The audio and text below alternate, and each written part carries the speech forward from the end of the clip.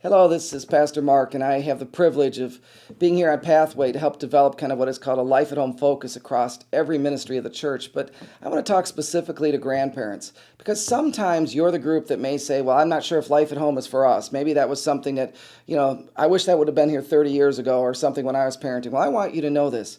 Grandparents continue to be one of the most, well, first of all, as a mom and dad, even if your kids are in their 40s, you're still the primary influence in their life. And then for your grandchildren, you're the next most influential after the parents. And yet what I'm finding today is though you have all this influence when it comes on to passing on faith to your adult children and to your grandchildren.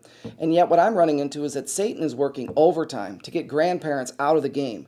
And in fact, I wrote a new book just to grandparents called Faith Begins at Home Grandparents. And what kind of surfaced as I did research about and talked to a lot of grandparents, many talked about two reasons why they're not engaged in that spiritual formation of their kids and grandkids. And one is fear. They're not sure they know how to do it in a way that would connect with their kids. They don't know how to use cell phones. They don't know how to tweet or Facebook or do all these things. Well, the first thing I want to say is don't let that fear paralyze you.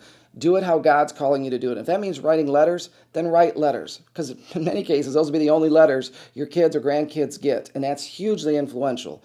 And also another thing Satan uses is guilt.